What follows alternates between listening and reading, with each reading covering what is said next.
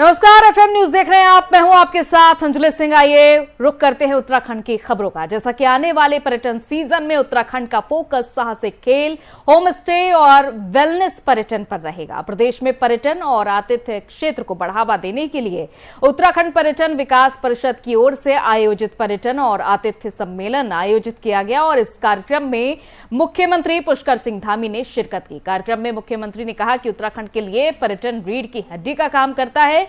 Corona काल में पर्यटन उद्योग पटरी से उतर गया था। सरकार के लिए इस बार चुनौती भी बड़ी होगी। जो यात्री सैलानी आएंगे उनका आतिथ्य सत्कार अच्छा हो सके, ये चुनौती बड़ी है और इस बार की यात्रा सभी रिकॉर्ड तोड़ेगी। कहा यह भी गया कि यात्रा शुरू होने से पहले ही होटल भी बुक होने लगे हैं। प्रयास है कि पिछले 2 सालों से कोरोना महामारी के कारण से जो हमारी ये पर्यटन की जो इंडस्ट्री है या पर्यटन व्यवसाय है वो काफ़ी नीचे गया है, काफ़ी घाटे में गया है। उससे कैसे उभरा जाए और कैसे हम अच्छे से अच्छी सुविधाएं अपने आने वाले जो हमारे श्रद्धालु हैं, हमारे पर्यटक हैं, यात्री हैं, उन सभी को देंगे, उस पर भी हम लोगों ने चर्चा की है। और सरकार की तरफ से भी हमारा प्रयास है कि 4 धाम यात्रा में आने वाले सभी यात्रियों को हर प्रकार की सुविधा उनको यहाँ पर प्राप्त हो, किसी प्रकार की असुविधा का सामना उनको न करना पड़े।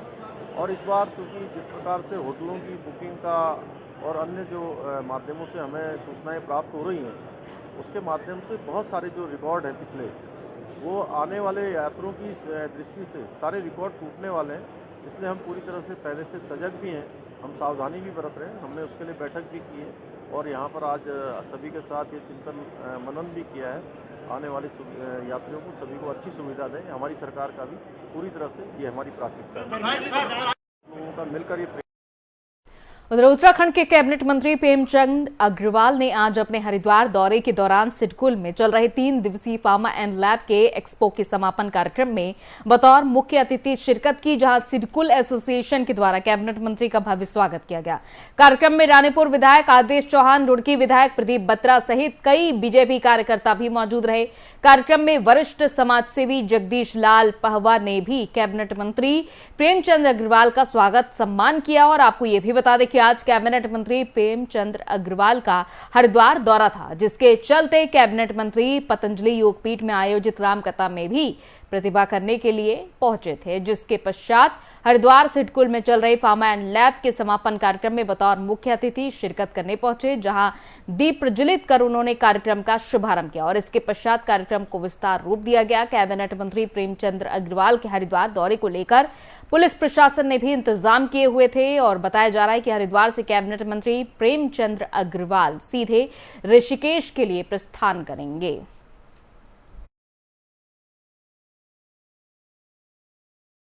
जो मैन्युफैक्चर एसोसिएशन है यहाँ की सिडकुल की, इन सबको मैं बहुत साधुवाद दे रहा हूँ, बधाई दे रहा हूँ। इन्होंने एक्सपो यहाँ पे लगाया और मुझे पहले भी ऐसे एक्सपो में आने का मौका मिला था और निश्चित रूप से जहाँ यहाँ बाहर से आए उद्यमियों को, लोकल हमारे जो इंडस्ट्रीज हैं उनको, यहाँ के हमारे बेरोजगारों को इससे लाभ मिलेगा। और साथ में मैं जहाँ तक जानता हूँ कि हमारे यहाँ जो फार्मा इंडस्ट्री है ये लगभग 21% जो दवाइयाँ हैं पूरे देश भर में, उसमें अपना मैन्युफैक्चरिंग करके योगदान देती है। और जहाँ तक इनके सहयोग की बात है, सरकार सिडकुल के रूप में, यहाँ की फैसिलिटीज़ के रूप में, और जैसे मैंने अभी अपने उद्बोधन में भी कहा, सरकार इनके साथ खड़ी है और सरकार निश्चित रूप से चाहती है जिस प्रकार से हमारे यहाँ सिडकुल या हरिद्वार है, और मैं समझता हूँ कि इस प्रकार जब से यहाँ पे सिडकुल बना है, बेरोजगारों को बहुत बड़ा लाभ यहाँ पे रोजगार के रूप में मिला है। यहाँ के आसपास के आर्थिकी का लाभ हमारे क्षेत्र को मिला है और आने वाले समय में पूरी तरह से यहाँ से और भी लाभ हमारे क्षेत्र को होगा, हमारे बेरोजगारों को बेरोजगारी दूर करने में होगा। स्वाभाविक तौर से सरकार हमेशा, पिछली बार हमारी सरकार ने जिस प्रकार से इनके सहयोग में अपने लिए इनके लिए काम किया था, ये सरकार भी उसके लिए पूरी तरह से सहयोग प्रदान करेगी, ये मैं कह सकता हूँ। आप राज्य के वित्त मंत्री हैं, देखिए अभी इस बारे में बहुत सी जानकारी लेनी है और ये बात सच है कि जहाँ रूस और यूक्रेन की हम बात करते हैं, पूरे विश्व में इससे कहीं ना कहीं व्यापार या अन्य चीज़ प्रभावित हुई है। अभी ये सारी बातें, चूँकि मेरे को फाइनेंस की मीटिंग लेनी है, उसमें सारे बिंदुओं पे हम लोग विचार करेंगे। और प्रदेश के समाज कल्याण एवं परिवहन मंत्री चंदन रामदास मंत्री बनने के बाद पहली बार अपने गृह जनपद पहुंचे और इस दौरान बीजेपी कार्यकर्ताओं ने ढोल नगाड़ों फूल मालाओं के साथ उनका भव्य स्वागत किया। परिवहन मंत्री ने इस दौरान मंडल पदाधिकारियों के साथ बैठक कर क्षेत्रीय जन समस्याओं पर चर्चा भी की। उन्होंने कहा कि बीजेपी सरकार अपने दृष्टि पत्र से की गई घोषणाओं को धरातल पर उतारेगी। उन्होंने ये भी कहा कि बीजेपी कार्यकर्ताओं की बदौलत ही आज देश और प्रदेश में विश्व की सबसे बड़ी पार्टी की सत्ता है। परिवहन मंत्री चंदन रामदास ने कहा कि उत्तराखंड में डबल इंजन की सरकार अपने संकल्प पत्र में की गई घोषणाओं को धरातल में क्रियान्वित करेगी और उस दिशा में सरकार ने अपना काम शुरू भी कर दिया है। कार्यकर्ताओं ने उन्हें क्षेत्रीय जन समस्याओं की जानकारी भी दी और उनके समाधान में सहयोग की अपेक्षा की।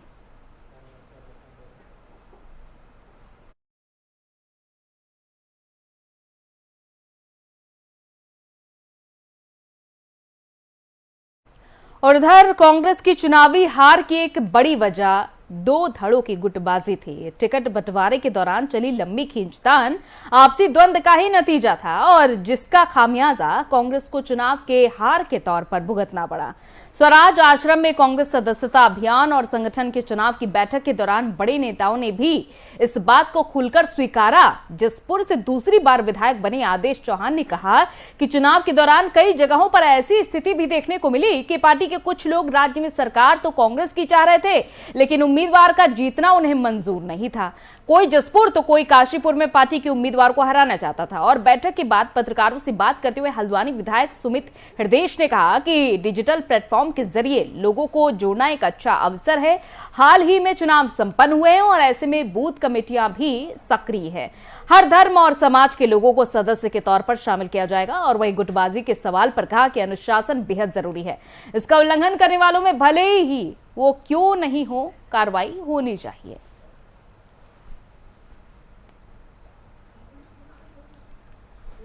तो ये देखिए, कांग्रेस में जो गुटबाजी के आरोप लग रहे थे वो स्वीकार लिया गया है।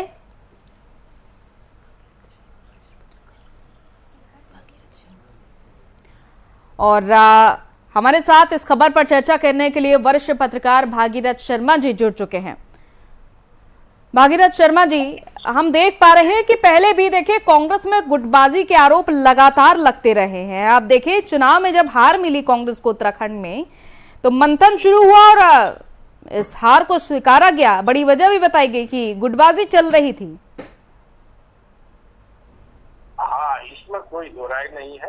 पार्टी जो है गुटबाजी से ग्रस्त रही और गुटबाजी तब जब चुनाव हो रहे थे तब भी कांग्रेस के नेता जो है अपने जो या छत्रप जो भी थे तो वो जो है सब बिना चुनाव लड़े या चुनाव से पहले चुनाव अभियान के दौरान भी पद के लिए कि कौन मुख्यमंत्री होगा, कौन नहीं होगा, किसको बनने दिया जाएगा, तो इस तरह से लॉबिंग कर रहे थे। और ये भी शिकायतें आ रही थी कि कुछ छत्रप दूसरे क्षेत्रकों को उनके निर्वाचन क्षेत्र में पराजित कराने के लिए अपनी क्षमताओं का और संपर्कों का इस्तेमाल कर रहे थे। ये बड़ी दुखद स्थिति थी कि पार्टी अपनी अपेक्षाओं और दावों के विपरीत या यूं कहें कि जो दावा किया जा रहा था उसका 50% सीटें भी नहीं ले पाई।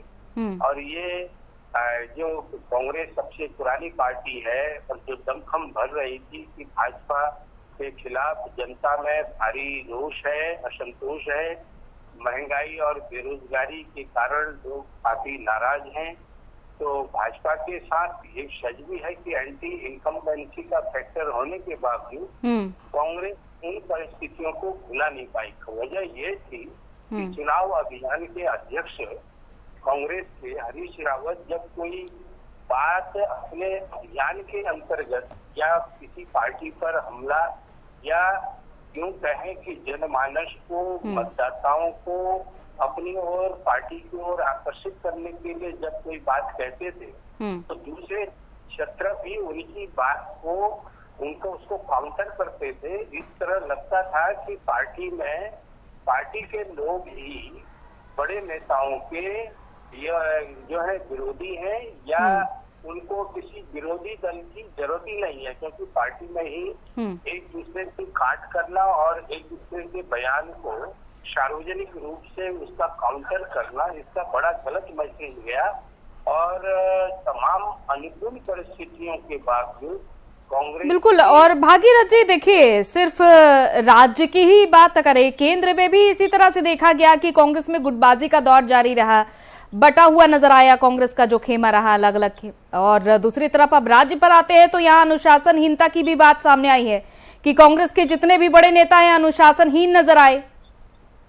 जी, जो उनको अनुशासन कायम करने के लिए या गुटों को जो है उनको उनके बीच समन्वय बनाने के लिए जिनको भेजा गया, एक नहीं 3 पर्यवेक्षक यहाँ पूरे चुनाव अभियान में कांग्रेस के बैठे रहे, लेकिन समन्वय की बातें हुई नहीं, या यूं कहें कि मानी नहीं गई। और जो जिस तरह से क्षत्रपों ने मुख्यमंत्री पद के जो आकांक्षी थे, उन्होंने जिस तरह से पूरी फिजा को खराब किया, एक दूसरे के बयानों को काटने और काउंटर करने में, उससे कांग्रेस का बड़ा अहित हुआ। और जिन पर जिम्मेदारी थी वो भी जो है वो विफल रहे नेताओं को, और उनके जो बयानवीर नेता थे। और स्थिति ये हो गई कि हरीश रावत जैसे नेता जो राष्ट्रीय नेता हैं, वो CWC मेंबर भी है, राष्ट्रीय महासचिव है, उन पर यहाँ के जिला और प्रदेश स्तर के छोटे नेता भी उन पर टिप्पणी कर रहे थे। ये तो अनुशासनहीनता की भी पराकाष्ठा देखने को मिली, तो बड़ा दुर्भाग्य। बिल्कुल। और जैसा कि आपने खुद कहा, देखिए भागीरथ जी, एक तरफ हरीश रावत, दूसरी तरफ प्रीतम सिंह का खेमा, 2 गुट यहाँ पर भी बटे नजर आए। और सिर्फ यही 2 नहीं, जितने भी विधायक रहे सबका अपना अलग अलग गुट रहा। तो ऐसे में जीत कहाँ से हासिल होती जब एकजुटता ही नहीं इस पार्टी में?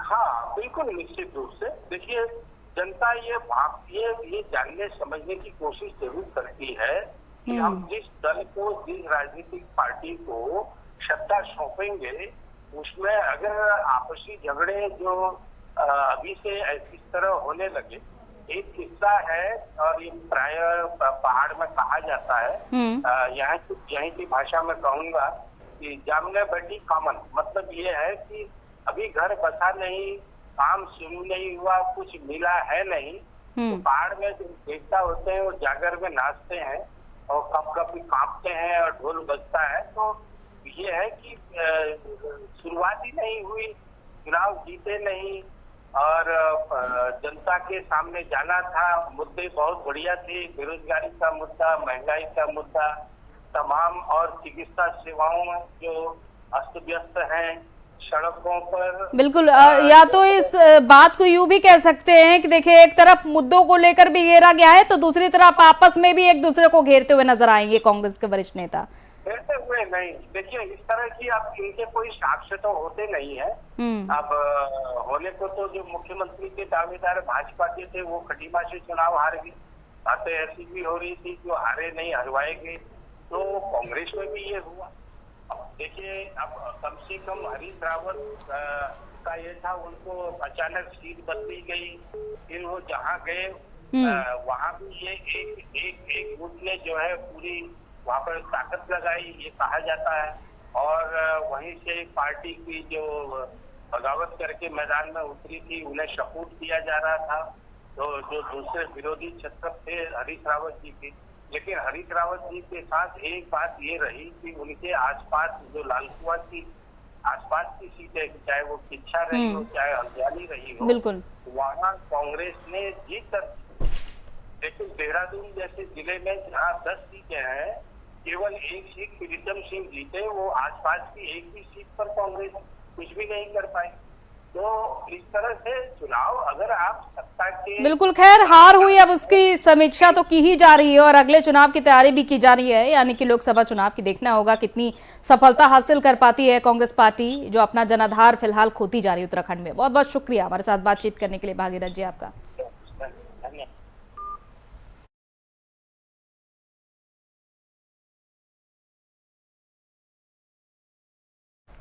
और उधर अपने गीतों में पहाड़ का हर रंग घोलने वाली लोकप्रिय गायक नरेंद्र सिंह नेगी आज संगीत नाटक अकादमी पुरस्कार से सम्मानित किए गए। नेगी के साथ लेखक दीवान सिंह बजेली का भी सम्मान हुआ।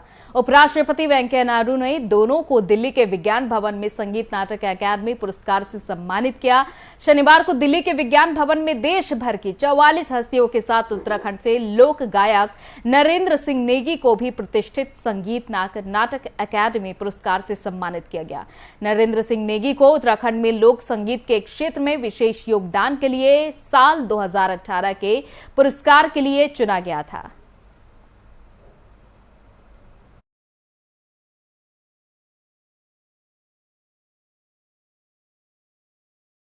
जिलाधिकारी के आदेश पर नायब तहसीलदार और खनन अधिकारी ने अवैध खनन और भंडारण के खिलाफ बड़ी कार्रवाई करते हुए 4 स्टोन क्रशर को सीज किया है। बता दें कि हरिद्वार तहसील के इब्राहिमपुर क्षेत्र में प्रशासन को अवैध खनन और भंडारण की शिकायत मिल रही थी, जिस पर डीएम विनय शंकर पांडे ने राजस्व और खनन विभाग को कार्रवाई के निर्देश दिए थे।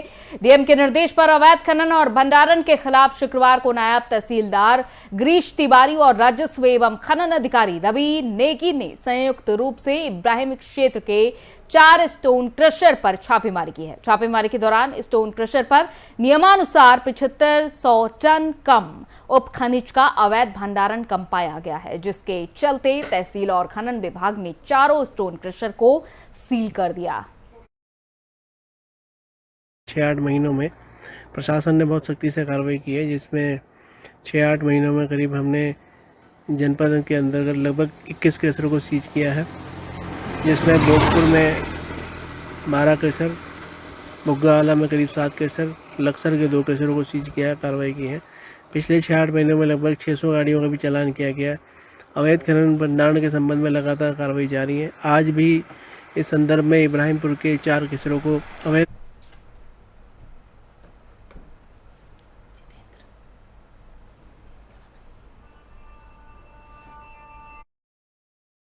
इस खबर पर ज्यादा जानकारी के साथ हमारे संवाददाता जितेंद्र हमारे साथ जुड़ चुके हैं। जितेंद्र, फिलहाल क्या कुछ जानकारी है? खनन विभाग ने ये बड़ी कार्रवाई की है, 4 स्टोन क्रशर को सील किया है। जी मैं आपको बता देता हूँ, अभी पिछले कुछ दिनों से लगातार जिलाधिकारी द्वारा कार्रवाई की जाती है खनन को लेकर। कल उन्होंने 4 क्रशर स्टोन मशीन भी सीज करी है और लगातार अपनी टीम के साथ जिलाधिकारी मौके पर जा रहे हैं जहाँ भी अवैध खनन चल रहा है। बिल्कुल, और आगे किन किन को चिन्हित किया जा रहा है इस पूरे मामले में, क्योंकि अवैध खनन लंबे समय से जारी है? जी हाँ, पहले भी ऐसी सामने देखने को मिला था, कई जगह अवैध खनन चल रहा था। कई बड़ी जो नदियां हैं उनमें अवैध खनन पूरी तरह से किया जा रहा था, लेकिन अभी आगे की कार्रवाई जिलाधिकारी जहाँ भी अवैध खनन हो रहा है वहाँ पे मौके पे जाके सीज कर रहे हैं गाड़ियाँ, और आगे भी इसी तरह से कार्रवाई चलती रहेगी जो लोग अवैध खनन कर रहे हैं। चलिए, बहुत बहुत शुक्रिया जितेंद्र तमाम जानकारी के लिए। तो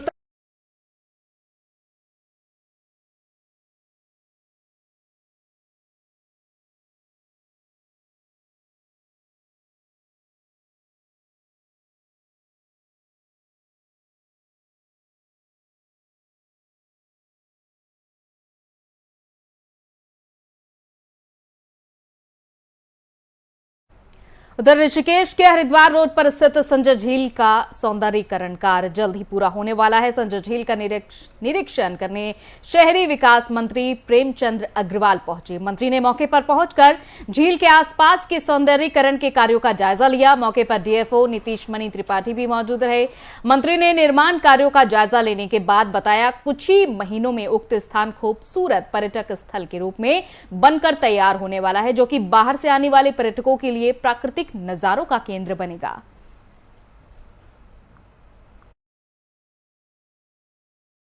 राशि तो अभी इस रूप में पास हुई है कि ऋषिकेश में एक झील है, उसका निर्माण करना है। उच्च स्तर से नाम को लेकर के उसका अलग से निर्णय होगा, तब उसके बाद उसके बोर्ड इत्यादि की कार्रवाई शुरू होगी जिसमें नाम प्रदर्शित होगा। सर, क्या कैसे बनाया जाएगा झील का? अभी मूल रूप से चूंकि झील का स्वयं स्वरूप ही नहीं था, पूरी झील भरी हुई थी और जगह जगह आने जाने के कोई रास्ते भी नहीं थे, कोई वॉकिंग ट्रेल भी नहीं था, कोई बाउंड्री भी नहीं थी। तो अब हम पहले अपनी सीमा को बांधने की कोशिश कर रहे हैं कि अनावश्यक प्रवेश न हो और पूरी झील की सफाई करा रहे हैं, एक वॉकिंग ट्रेल क्रिएट कर रहे हैं, नया गेट बना रहे हैं और बिजली और पानी का कनेक्शन ले रहे हैं, फिर एक टॉयलेट भी बना रहे हैं ताकि किसी को जो टूरिस्ट वगैरह आए या आम जनता, लोकल जनता जो घूमने सुबह टहलने आए, उसको अगर वॉशरूम यूज़ करना हो तो उसकी व्यवस्था कर रहे हैं। तो धीरे धीरे प्रथम चरण में इतने कार्य किए जा रहे हैं। भविष्य बोटिंग की भी संभावना बन सकती है। अभी पानी का जैसा स्रोत होगा, अभी इसमें एक आध तरफ से गंदा पानी भी आ रहा है, उस सीवर लाइन को डाइवर्ट करवा रहे हैं। उसके बाद उसकी गहराई बढ़ाने के बाद अगर पानी की मात्रा बढ़ती है तो वो द्वितीय चरण में उस पर विचार किया जाएगा। धोबी घाट के रूप में भी इसे यूज किया जा रहा है। हाँ। धोबी जो कपड़े धोते हैं यहाँ व्यवसायीकरण कर रहे हैं, उनको भी रोका जाएगा आपको? नहीं, रोकने की अभी आज की डेट में अभी तो आपके साथ ही हम पूरा चक्कर लगा के आ रहे हैं और कहीं किसी को कोई धोबी नहीं दिखाई पड़ा है। तो ये कहना कि धोबी यूज़ कर रहे हैं ऐसा सही नहीं होगा। और जब वन विभाग की ओर से आईडीपीएल के परिसर को एक एक कर खाली करवाने की तैयारी हो चुकी है। आईडीपीएल की 883 एकड़ वन भूमि की लीज खत्म होने के बाद वन विभाग आईडीपीएल प्रशासन को सहूलियत के हिसाब से उक्त संपूर्ण परिसर को खाली करने की बात कह चुका है। सबसे पहले आईडीपीएल फैक्ट्री का प्रशासनिक भवन और उसके बाद खाली पड़ी जगह विभाग अपने कब्जे में लेने वाला है, जिसके बाद आवासीय परिसर और कृष्णा नगर कॉलोनी का क्षेत्र वन विभाग अपने कब्जे में ले लेगा। शनिवार को निरीक्षण के दौरान डीएफओ नीतीश मणि त्रिपाठी ने यह जानकारी दी।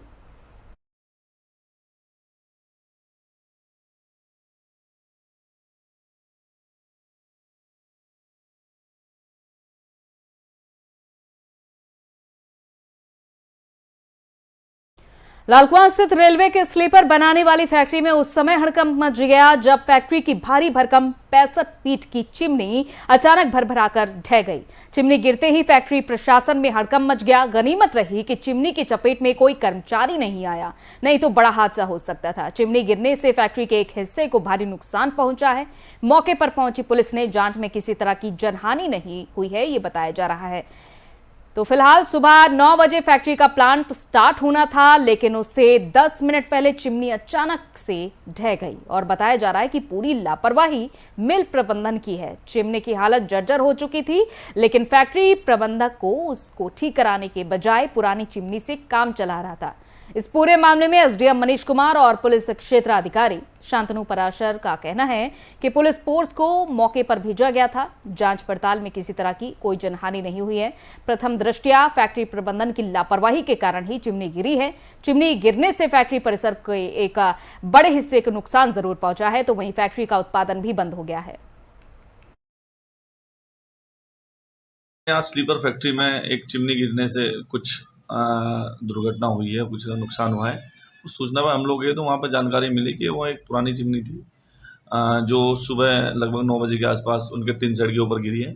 गनीमत रही कि टिन शेड के अंदर उस समय कोई वर्कर नहीं था, कोई कर्मचारी मौजूद नहीं था। टिन शेड को नुकसान हुआ है, लेकिन फिलहाल गनीमत रही कि कोई जनहानि नहीं हुई है। बाकी हाँ, इसकी जाँच रिपोर्ट बनाकर उच्च अधिकारियों को प्रेषित की जाएगी। जाँच में सारी चीज़ें जाँच के में इंक्लूड की जाएंगी, जाँच में तथ्य प्रकाश में आएंगे। उधर टिहरी जिले के कीर्तिनगर थाना क्षेत्र में बागबान से करीब 1 किलोमीटर आगे कार के दुर्घटनाग्रस्त होने की सूचना मिली है और इस हादसे में एक व्यक्ति की मौके पर ही मौत हो गई। दुर्घटना की जानकारी मिलते ही देवप्रयाग से पुलिस और एसडीआरएफ मौके पर पहुंची और शव को खाई में बाहर निकाला। तो पुलिस से मिली जानकारी के मुताबिक मृतक का नाम कृष्णवीर, जो सेक्टर 70 गुड़गांव हरियाणा का रहने वाला था। बताया जा रहा है कि मृतक कृष्णवीर ऋषिकेश से श्रीनगर की ओर जा रहा था और तभी ये हादसा हो गया। शव को कब्जे में लेकर फिलहाल पोस्टमार्टम के लिए भेजा गया है।